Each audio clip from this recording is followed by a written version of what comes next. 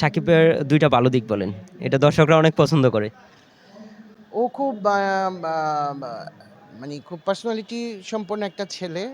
আর সবসময়ই বলব যাকে ভালো লাগে তাকে সুন্দর করে আদর করে কথা বলে, ডেকে নেয়। এই দিকটা খুব ভালো। একটা ইন্টারভিউ নিয়েছিলাম শেরাটনে একটা ইন্টারভিউ নিয়েছিলাম। আর সাকিব ভাইয়ের খাবার ব্যাপারে একটা ইন্টারভিউ নিয়েছিলাম। সেই ইন্টারভিউতে অসংখ্য পরিমাণ কমেন্ট করেছে, অনেকজনে কমেন্ট করেছে যে সাকিব ভাই আপনার গ্রামের এলাকার মানুষ। সাকিব ভাইকে আমরা দাদার হাত দিয়ে দেখতে চাই। আমাকে কমেন্টটা করে আবারও প্রশ্ন করতে বলেছে। আর দর্শকরা বলেছে সেই জিনিসটা তুই যে আবারও তুই যে কবে দেখতে পারবে আপনার যারা ভক্ত আছে, যারা সাকিবিয়ান আছে সেই জিনিসটা একটু পরবর্তীতে রিপিট করে তুই যে একটু ভক্তদেরকে উল্লেখ করে দেন। সাকিব ভাই অবশ্যই ব্যস্ত অনেক। না, অবশ্যই আমি এটা একটা সারপ্রাইজ রেখেছি। সারপ্রাইজটা হচ্ছে আমি সাকিবের সাথে কথা বলছি। ওর সাথে একটা কাজের কথা হচ্ছে, একটা গ্র্যান্ড ওপেনিং। এটা হবে গাজীপুরে। আমি হয়তো রিসেন্টলি একটা সুখবর দিব আপনাদেরকে যদি আমি পারি। এর আগে তো আমি শাকিব খানের সাথে কাজ করেছি, বলেছিলাম যে প্রেম কালেকশনসে আমি একটা শ্যুট করেছিলাম। ওদের একটা ওপেনিংয়ে গিয়েছিলাম, শাকিব খান ছিলেন। ওটাও আমি করেছি। তা এইবারও সেম ব্যতিক্রম কিছু নয়। এবারও একটা ওপেনিংয়ের কথা হচ্ছে আমার সাথে, রিসেন্ট আমার সাথে ফাইনাল হবে। হলে আমি জানাবো। আর আমি যা করি আজান দিই। আমি তো আর লুকাই না। আমি তো সব, আমি শুটের আগে বলেন বা বিজ্ঞাপনের আগে বলেন, আমি সব আজান দিয়ে দিই। আমি আসছি, আমি করছি, আমি ওটা করছি। এ থাকছে আমার সঙ্গে।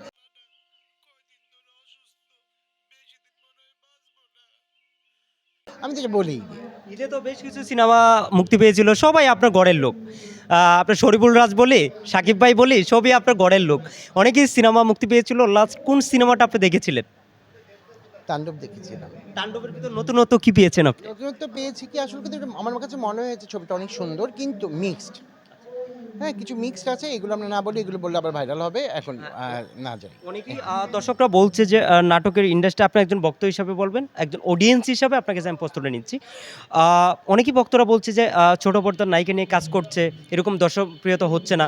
সেই জিনিসটা যদি আপনার কাছ থেকে জানি কি বলার আছে? সবাই তো একটা বড় পর্দায় আসতে চায়, স্বপ্ন থাকে, অনেকেরই কাজ করে। আমিও কিন্তু ছোট পর্দা শিল্পী ছিলাম।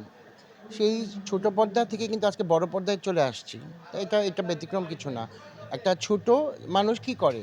আগে ক্লাস 1 থেকে 10 পর্যন্ত পড়ালেখা করে। তারপর ম্যাট্রিক দেয়। ম্যাট্রিকের পর ইউনিভার্সিটি পড়ে। Same thing. এটা কিছু না। একটা অভিনেত্রী হতেই পারে, তার স্বপ্ন থাকতেই পারে। এটা ভাগ্য। এটা হলো যে আমি যখন আ বা বা বিটিভিতে আমি প্রোগ্রাম করি, তখন আমি ক্লাস 4 এ না 5 এ পড়ি। কই? আমি সেখান থেকে কি আমি সিনেমা করিনি? আরেকটা জিনিস আমি জানবো যে ইদানিং আমরা দেখছি বাংলা ইন্ডাস্ট্রিকে একটা পক্ষ ঘুরছে ধ্বংস করার জন্য। শাকিব খানের সিনেমা আসলেই পাইরেসি হয়ে যাচ্ছে। বা বরবাদের সময় দেখেছি, তাণ্ডবের সময় দেখছি পাইরেসি হয়ে যাচ্ছে একটা প্রতিপক্ষ। অন্য কোনো সিনেমা আমরা পাইরেসির বেলা দেখতে পাচ্ছি না। কেন শাকিব খানের পিছনে লোক লেগে ধ্বংস করতে একটা প্রতিপক্ষ চাচ্ছে বাংলা ইন্ডাস্ট্রি যেন উনার মোড় দিয়ে কিন্তু ঘুরছে। সেই জিনিসটা আপনার কাছ থেকে জানলে কি বলবেন আপনি? আসলে এই কথাটা কিভাবে বলবো?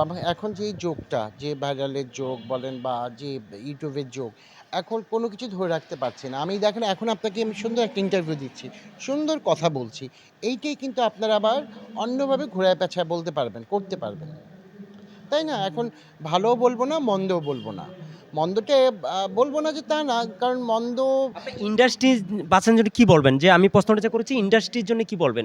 যারা একটা প্রতিপক্ষ ঘুরছে ও ধ্বংস করার জন্য এইটার উপরে কি আমি বলবেন আপনি? আমি এর আগেও বলেছিলাম, আপনারা যেটাই করেন, আপনারা জেনে শুনে বুঝে শুনে কাজটা করেন। তাহলে আমাদের জন্য ভালো। একটা প্রোডিউসারের কতটুকু ক্ষতি হয় যে একটা ইন্ডাস্ট্রি একটা অনেক ক্ষতি হয়। আমি হচ্ছে যে জায়গায় থাকলে আমারও তো ক্ষতি হবে।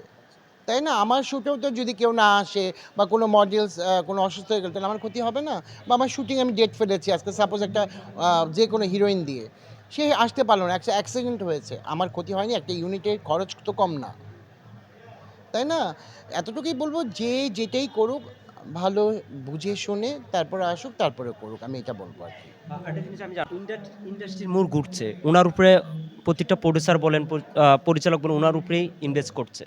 উনারা ছাড়া কিন্তু সিনেমা চলছে না। ঈদ আসলেই সিনেমা হলে দেখি শাকিব খান। শাকিব খান বাদে কিন্তু সিনেমা হল ওপেন করে না। সেই জিনিসটা কেমনভাবে যুক্তিসঙ্গত দেখবেন আপনি?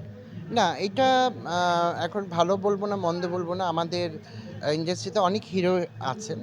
আমি চাইবো সবাইকে নিয়ে কাজ করা উচিত। যেমন আমি সবাইকে নিয়ে কাজ করি। আমি কিন্তু একজনকে নিয়ে কাজ করি না।